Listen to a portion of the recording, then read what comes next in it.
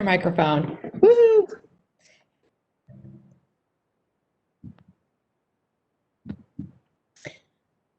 Good morning. Welcome to the Board of Multnomah County Commissioners Informational Board Briefing.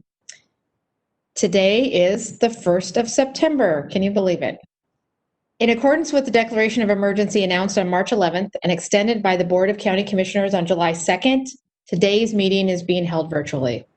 I want to thank everyone for bearing with us through any technical difficulties that may arise throughout our meeting today. Please remember to mute your mic when you are not speaking, and when you're presenting, make sure that your mic is unmuted and your camera is on.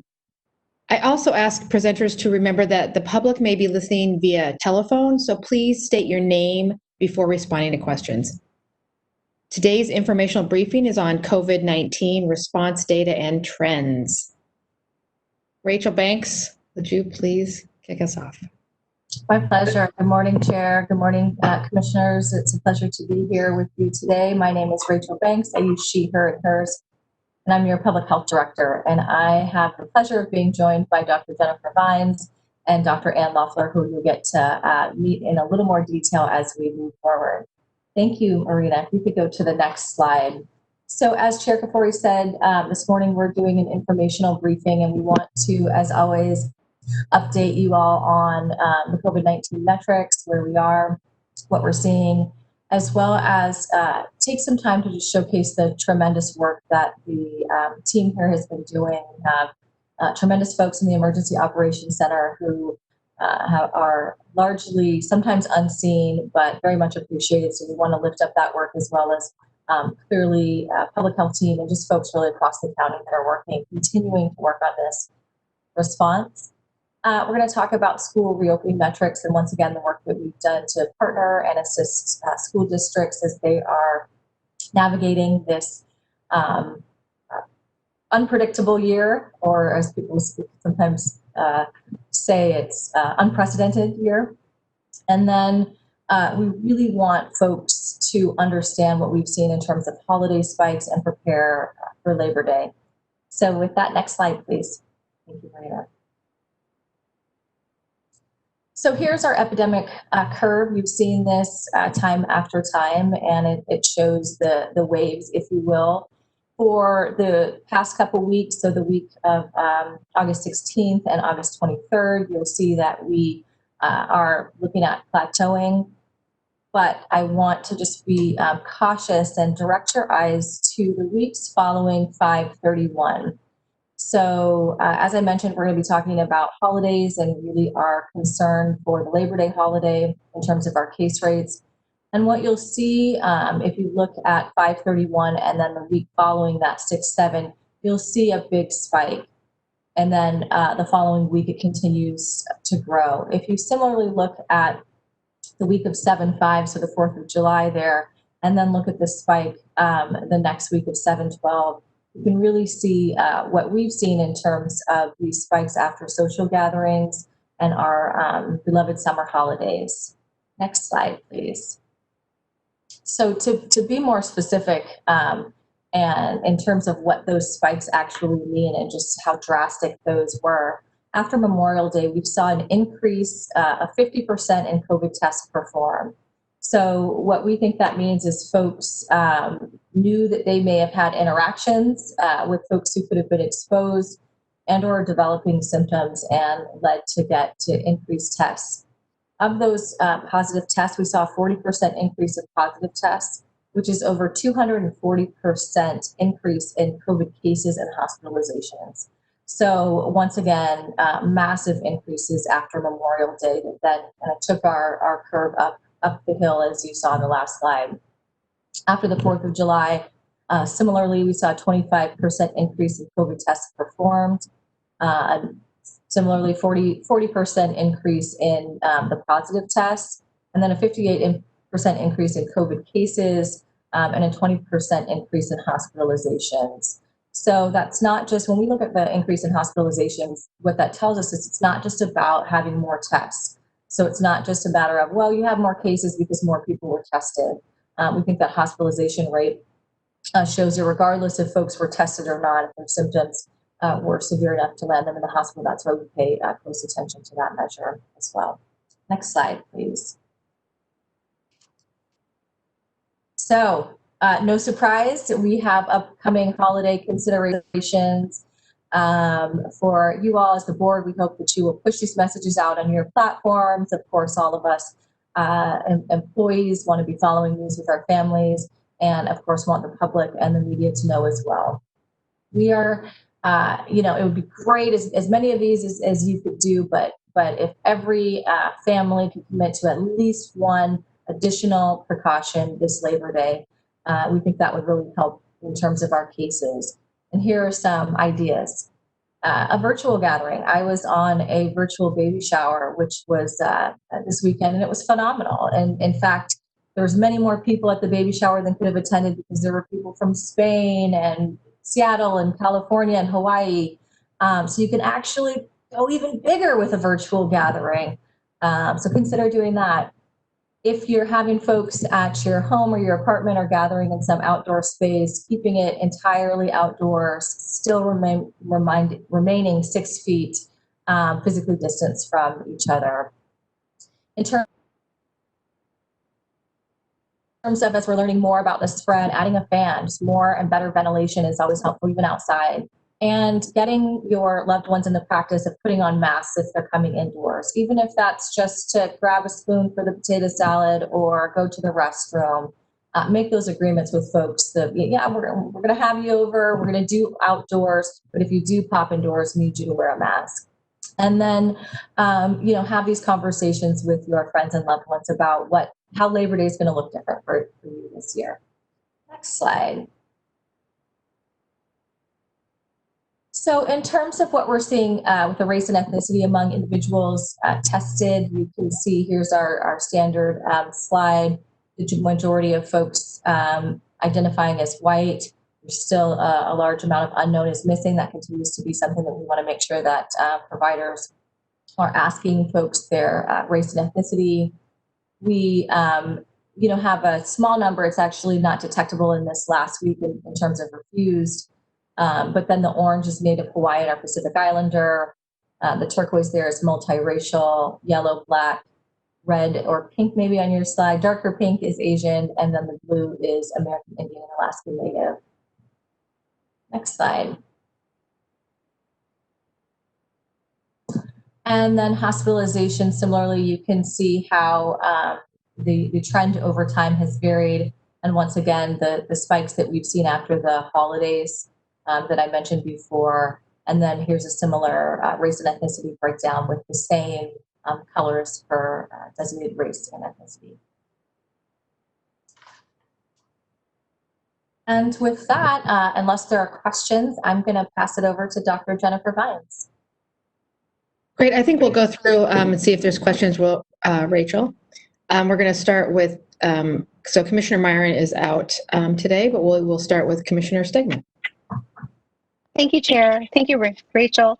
On this slide that we're on, it looks like we've had a pretty big drop from 35 to 20 cases, hospitalizations. Do you have an idea what that might be due to? No, I don't. And I want to say that hospitalizations are a bit of a lagging indicator. So that's just one thing to keep in mind when we're looking at hospitalizations as it relates to when somebody may have been exposed and when they may have been hospitalized. And of course, we want to save some room that if the data isn't totally complete for this week. But I'll ask if Dr. Vines or Dr. Loeffler have any other ideas on why this number has dropped for this latest week. I can just say briefly, and this is Jennifer Vines, Multnomah County Health Officer. Good morning, Madam Chair and Commissioners. Briefly, it's as Rachel said, I think usually data for the most recent week is often incomplete. I can say anecdotally, I'm in frequent touch with our health systems, and this drop actually reflects what they're seeing, which is a real drop. So I don't think we have an exact number here, but that is some good news. That's awesome. Very encouraging. Thank you. That's all the questions. Thanks. Commissioner Vega-Peterson? I don't have any questions at this time. Thank you. Great, thanks. And Commissioner Jayapal? No questions either. Thank you. Thank you, and thanks, Rachel. Great. So hello again, Jennifer Vines, Multnomah County Health Officer. I'm going to ask Marina to advance the slide if she would, because I am going to pivot to another metric, but this is actually going to take us into school metrics. And so as great as it is to start to see our numbers coming down, in fact, we have a ways to go to meet school metrics. And I would argue that that is really our next public health priority, given the short-term and long-term benefits to having kids in school and all the many, many benefits beyond just their education, but their social life, food, family supports that schools represent. So this is one of the metrics that we'll be looking at as we try to achieve the benchmarks for getting our children back in school. And this is familiar to you. This is the percent positive, which takes into account both the number of positive tests, but also a denominator. So it takes into account how many tests are actually done. You see it coming down here. I will footnote that Multnomah County is calculating this metric a bit differently from Oregon Health Authority. So we know that the numbers don't match at this moment, but our expert epidemiologists are working to reconcile that technical piece. The goal here, of course, is to be under 5%, both within Multnomah County and across the state, in order to be considered, along with other metrics, to get our kids back to school. So next slide, please. And this is, I think, a really helpful slide because the school reopening metrics are different from phasing or different from the watch list. And it's just a plain old, how many number of cases do you have per 100,000 in your population? And so to refresh your memory, we need to get down to 10 per 100,000 for 3 weeks in a row. If you look to your left on that y-axis, that shows you the numbers. And if you find the number 10 and look across, you can see that we were maybe there sometime in May, as we were still, I think, getting the benefits of people observing the governor's stay-at-home order. So you can see that's going to be tough to get back to. There is an exception for K through 3, and that is to get to less than 30 per 100,000. So if you take your eyes up to the number 30 and look across, you can see we have a ways to go, but now we're dropping, from 50 into the 40s. So fingers crossed that people will listen to our Labor Day advice and that we continue on this downward trajectory to have a chance of getting our kids back into school. I also wanted you all to hear from our new Deputy Health Officer this morning. I'm going to briefly introduce her and she can share more about herself, but I'm really pleased to have Dr. Ann Loeffler with us today. She was hired through a competitive recruitment earlier in 2020, just as the pandemic started. We are particularly lucky to have her. She is a practicing pediatric infectious disease specialist. She's known as a global tuberculosis expert.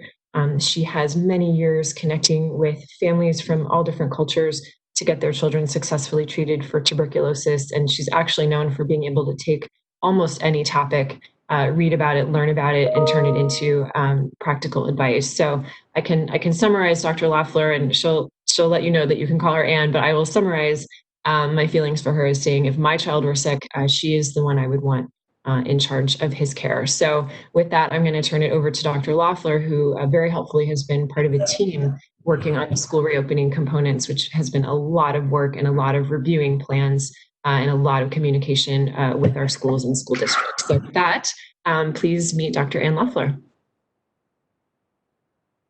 Welcome.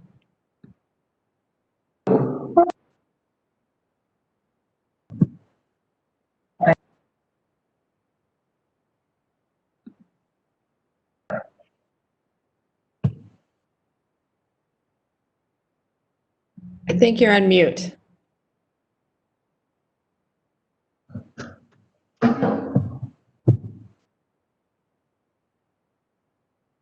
Oh, back on mute. Am I off now? Yes. Oh, thank you. I've never seen this message. It says hold space bar to temporarily unmute.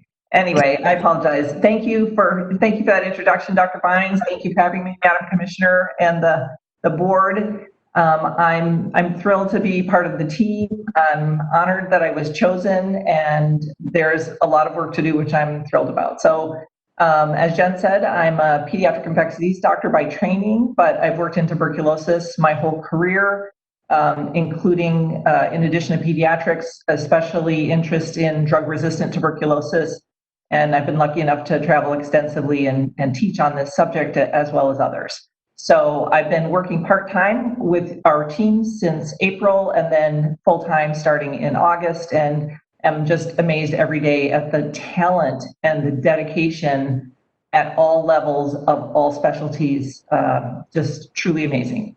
So today I'm going to talk a little bit about some of the things that are going on with the projects that I've been more integrally involved in. And if you don't mind advancing the slide, please. I wanted to explain how the school review process is going in case people are not integrally involved with this themselves. So the Oregon Health Authority and the Oregon Department of Education have developed both the metrics that Dr. Vines told you about, as well as plans and blueprints for schools to submit, independent of whether they want to do virtual education or whether they want to do in-person or some sort of hybrid method. And the local public health authority is required to acknowledge receipt of those plans and then review the plans. There's a little bit of ambiguity about how much the schools are obliged to follow our plans or our advice for their plans, but I will say that all the plans indicate that as time goes on and issues come up, we are committed to partnering with schools, and this is the requirement throughout the state. So what we've done in Multnomah County is, under the direction of Jessica Guernsey, we have developed a system, a multidisciplinary team, again, a very talented team of people from school health background, people from different parts of the county, people with equity lens experience, and we have developed a program by which we are endeavoring to review the school plans. As you know, I'm sure we have many schools in our county and through multiple districts as well, and each individual school is required to submit a plan. So far, we have received about 180 of the 200 schools plans from the public schools and about 40 of 60 for private schools. And again, I apologize if you know a lot about this already, but I'll just explain that Dr. Vines explained what is required in terms of metrics for in-person across the board education versus K through 3, but ODE has also recently allowed for a handful of exceptions. So in some circumstances, if you can educate groups of 10 or less for less than 2 hours a day with very specific indications such as special needs, disability, trouble with connectivity, on-site demonstration, schools can apply for some in-person education. So very exciting, and opportunities to at least start the ball rolling, refine techniques. So far, none of the public school districts or public schools have applied for in-person training. So those plans right now are just the few initial sections of this application process, which explain that people are just going to be doing virtual training for now. About 20 private schools, however, have submitted applications saying that they would like to start as extensive an in-person educational experience as they can within a matter of weeks.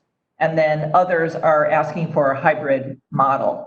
So we're excited. Our team has been preparing, and we have great expertise. Other leaders on that team include Gregory Lyle and Tiffany Cobert. And just honestly, we're also having a lot of fun, for lack of a better word, getting to know some of the other issues outside our areas of expertise that are required for guiding these schools.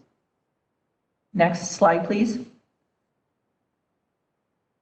So the other thing I wanted to talk to you about today is an area in the communicable disease area. Again, amazing level of expertise, and my office is embedded in that area. So I've gotten to know this team very well. You may know that one of the metrics that's required for phase 2 of the governor's plan, and as Dr. Vines emphasized, we are all in focused on getting our kids back to school, and all these efforts will secondarily benefit our progress toward phase 2. But that's a secondary goal in our minds. Of course, you all are the deciders. So one of the metrics that's required is that we don't do robust contact tracing. And one of their metrics is 95% of cases called and interviewed. And this graph shows you the pattern of cases in the blue bars.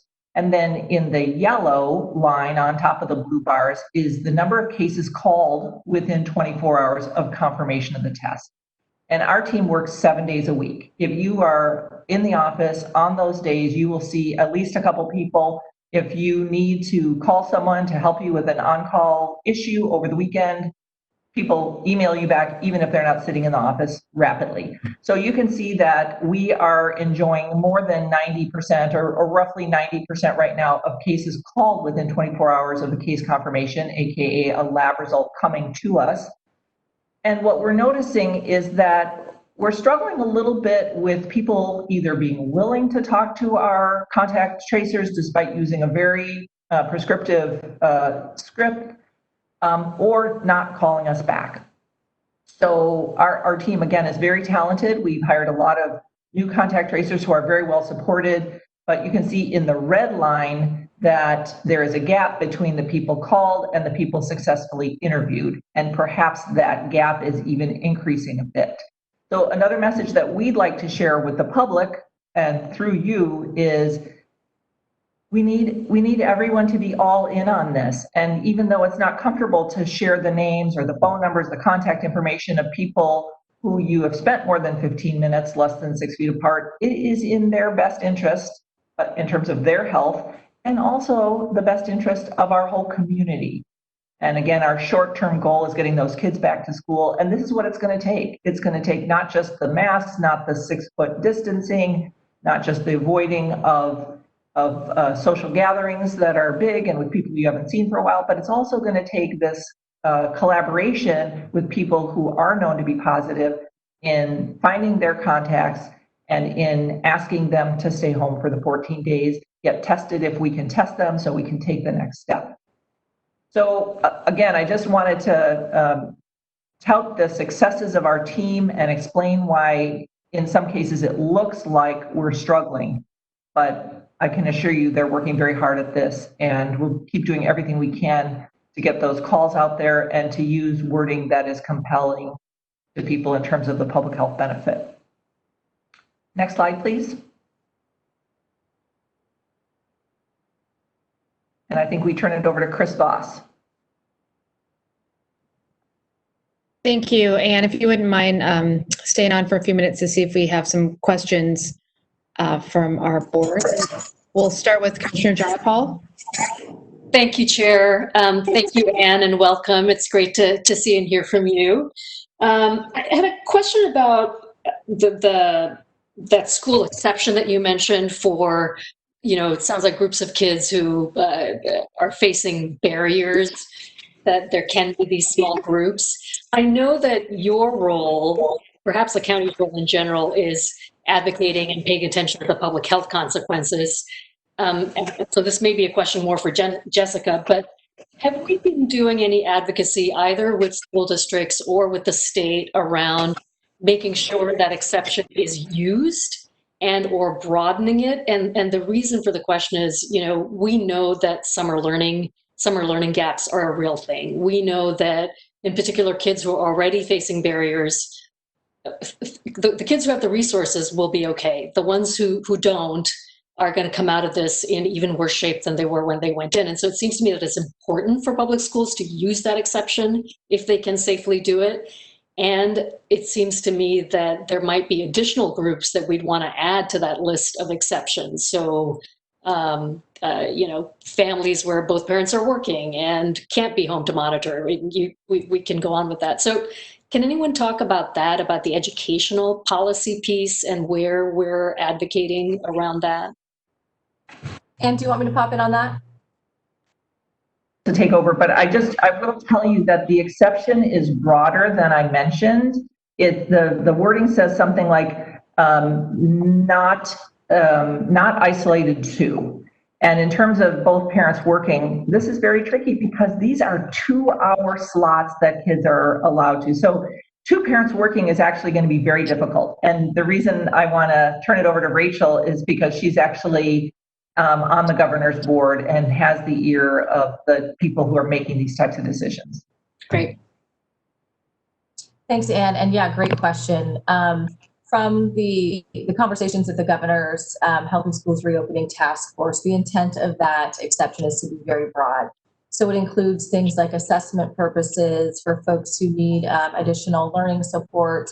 It also includes just helping people get back used to a routine, as well as helping folks adjust to the culture.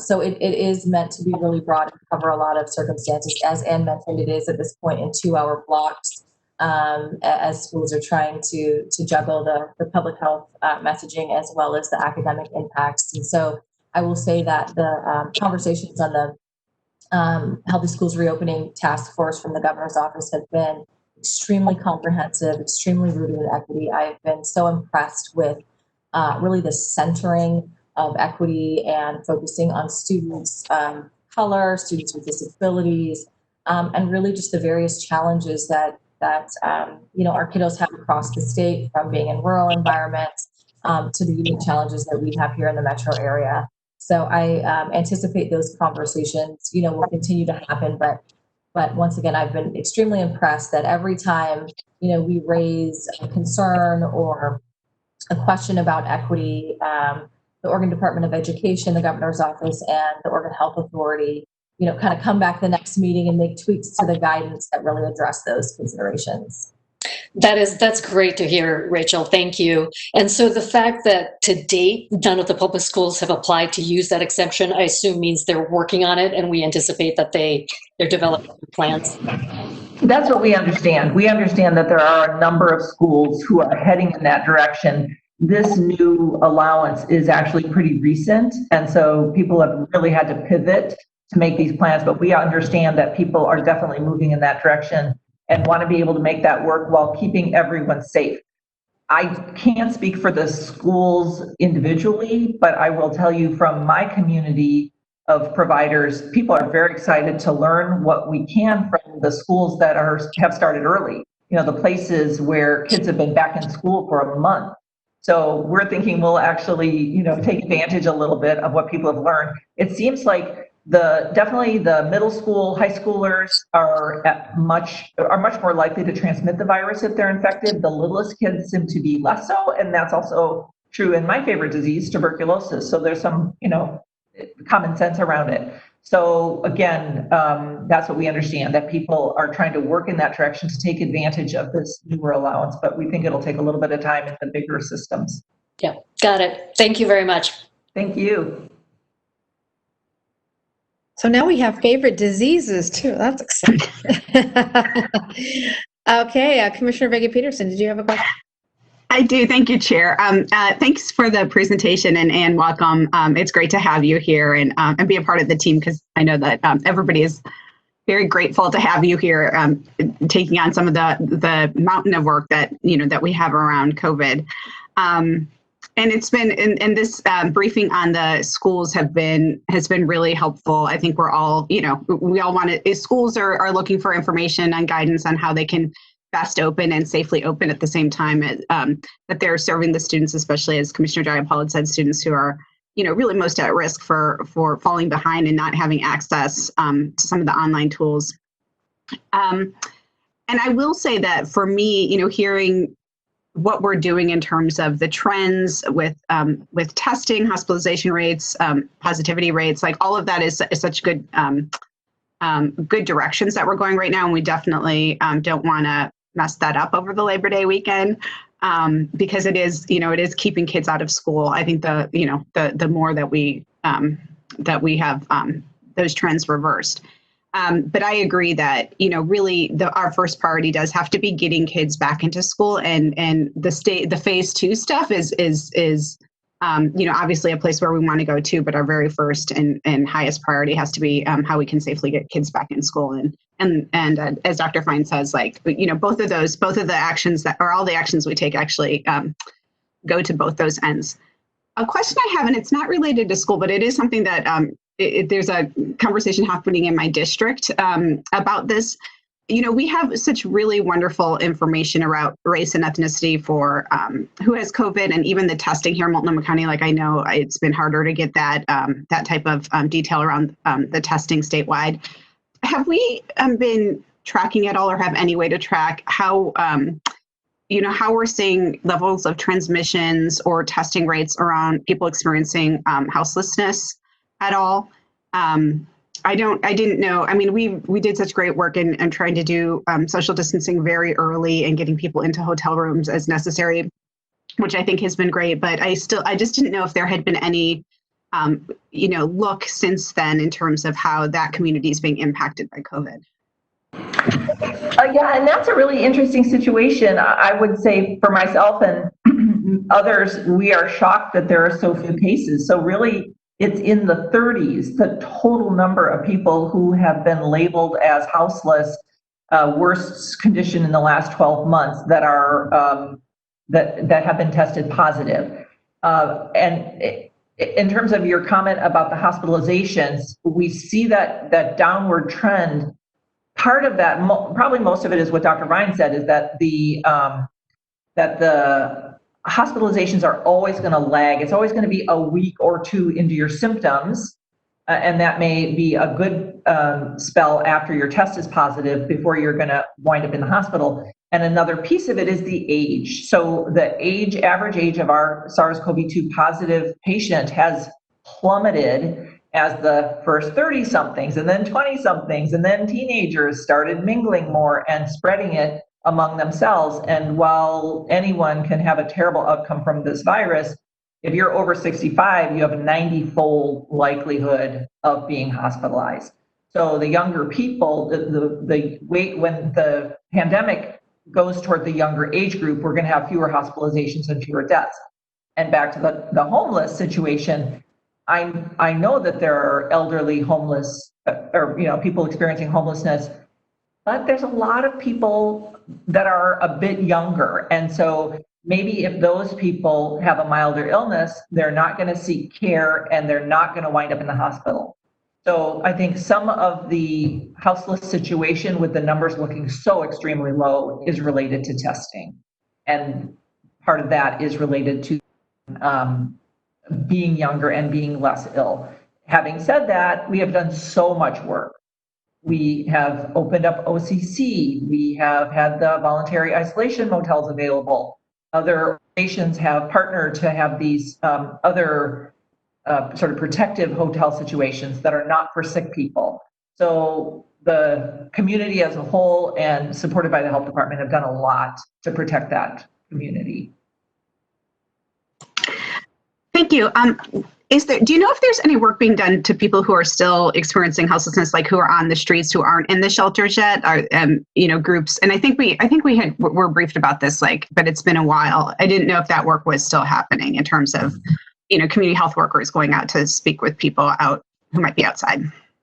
I think there are various people. There are CBOs, and then there are also health department people who are still talking to people. They're still dispensing hand sanitizers. They're still setting up hygiene stations. My understanding is that there might be more porta potties coming. So there's definitely still outreach to the community. Okay, thank you so much. I know a lot of, as we were talking about how the budget was going to look with the CARES funding that we had between the county and the city, this was a big piece of it. So I'm glad to hear that work is going forward. Absolutely. And I've been presenting to calls of the people who serve that population over the last several weeks, and it is a robust group who is committed to this work. Commissioner Jayapal, did you have a follow-up question on this topic? I did, just a really quick one. And you mentioned that the average age has plummeted. What is the average age of people testing positive? I haven't seen that number. We could look it up pretty quickly. And knowing Rachel, she might be scrambling on that. But when we look at the bar graph, it looks like the peak now is in the 20s. I would be interested, because I think that's important for folks to know. I think the perception is still out there that you are sort of minimally at risk unless you're my age, let's say. So I would love to know about what that number is. Yeah, and you might have seen that I'm not sure it was a Multnomah County, I think it was a Multnomah County resident died this week in their 20s. I did. So yeah, it's just tragic. And then, of course, in the BIPOC population, we've not just had higher rates of infected individuals, but hospitalized and deaths. And some of that is related to testing and access to care. And some of it is to, all the issues of health equity that lead that population to have more hypertension, more diabetes, more obesity. It's absolutely tragic. So that's the only good news for the younger people, is they're going to be less affected and generally less at risk from bad outcomes. Yep. Great. Thank you. Mm-hmm. Commissioner Stegman. Thank you, Chair. Welcome, Dr. Loeffler. So nice to meet you virtually. I did have a question maybe around the death rate. I've been hearing in the news.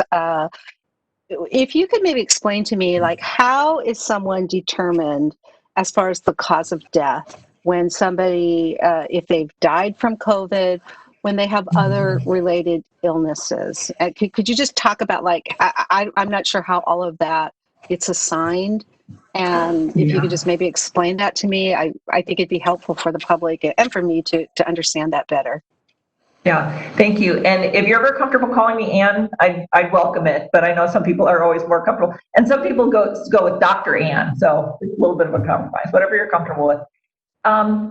I think that Dr. Vines has been more embedded in this, but let's see if I have it right. Oregon Health Authority, and maybe this is a national naming convention, as we say, that anyone who is tested for the virus and within 60 days of death is positive is called a COVID case.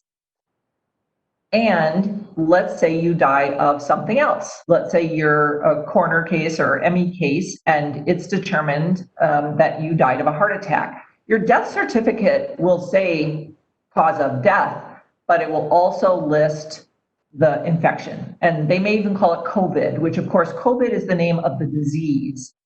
It's not the name of the virus. So there's lots and lots and lots of people, probably 50% of people have the infection with the virus and don't actually have COVID, the disease.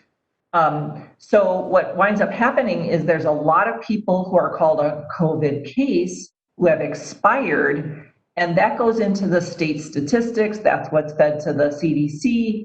And there are people who are very unsettled by that for various reasons. But that does not mean it's the cause of death. It's just linked to your death. And again, that makes some people very uncomfortable. But again, I know Dr. Vines has done a lot of work on this. So Dr. Vines, did I get that pretty close to right? Yeah, thanks, Sam. And hi again, everyone. Jennifer Vines, Multnomah County Health Officer. Briefly, I was able to scramble, and I found that in around the average age question, and in March, our average case age was around 50.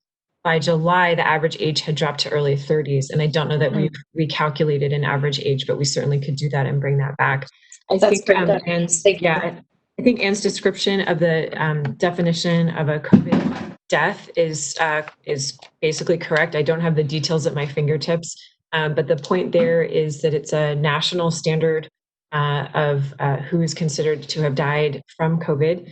And no definition is perfect, but it allows us consistency. As long as we apply that definition consistently, then we get a clearer picture of what's happening with death trends. But I know that there has been media of people questioning that particular definition, but the state and we support it as a tool in our data. Great, thank you. Yeah. Thanks, Jen. And we also, sorry, just one more little detail, and that is we also know that we miss a lot of cases. I've seen data that we have 30% excess Alzheimer's death during this time frame that are not attributed to COVID, but we all know that there are deaths that happen without the viral testing. So like Dr. Vine said, having a consistent definition is what's going to allow us to monitor the trend, knowing that we over-attribute some and under-attribute some.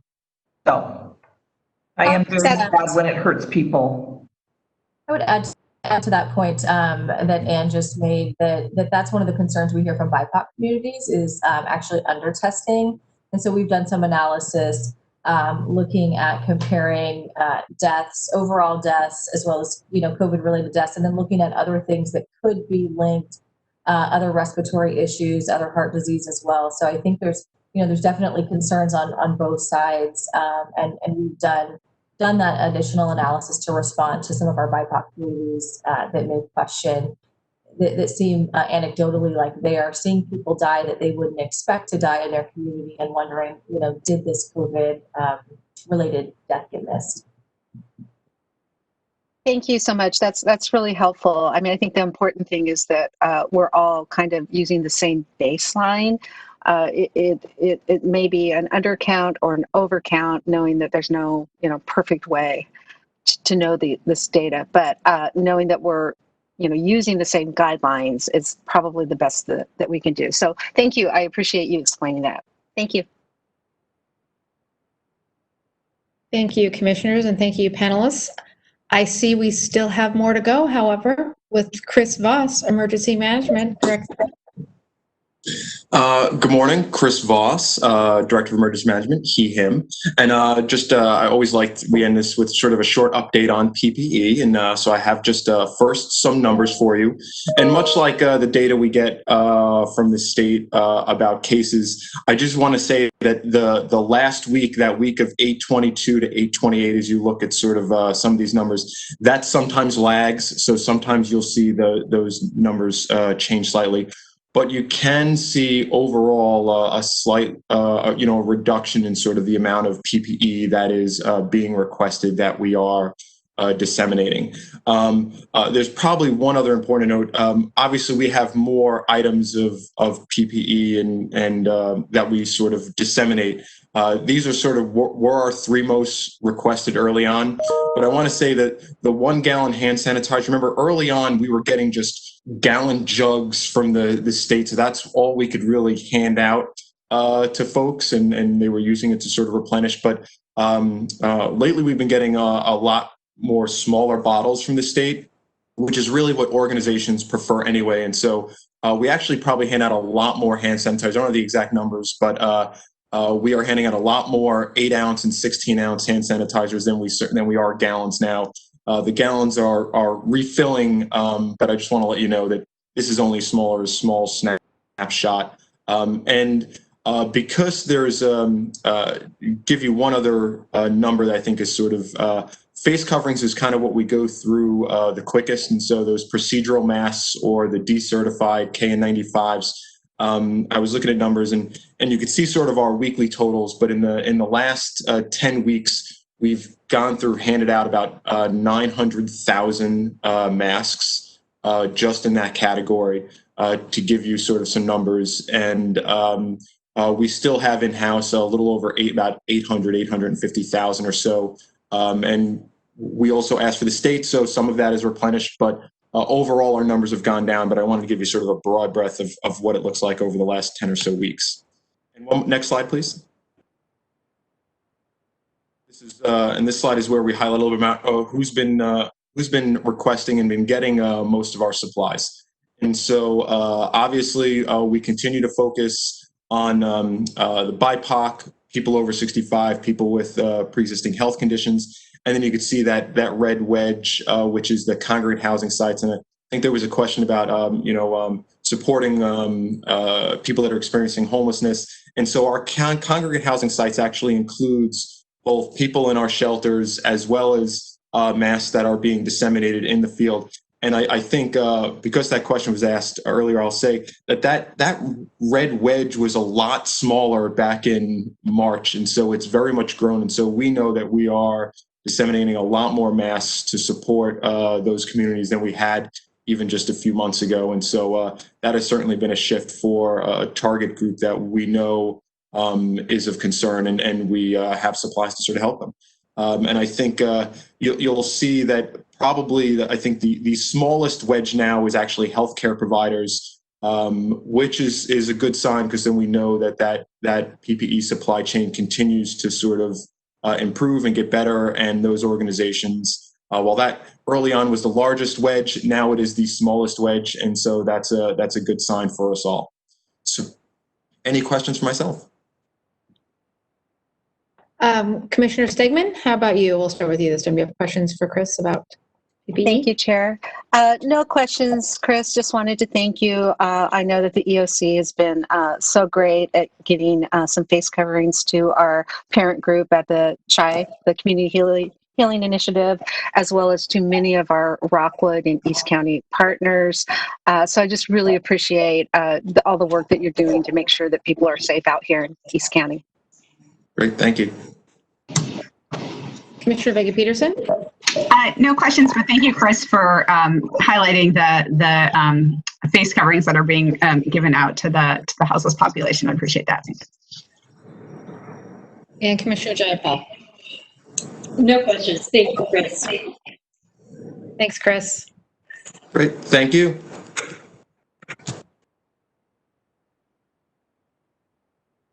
So I think that is the end of our briefing this morning. I will ask if any of the commissioners have any questions that they didn't get answered or any last minute comments before we close for the day. And we will start with Commissioner Jayapal. No additional questions or comments. Thank you. Commissioner Vega-Peterson? No, not at this time. Thank you. And Commissioner Stegman? No other comments. Thank you, Chair. Thank you all. Once again, thank you to our fabulous health team, public health team leading the way. We appreciate all the work that you're doing. And now that we've come to the close of our agenda, I will say we will see you back here Thursday morning at 9:30.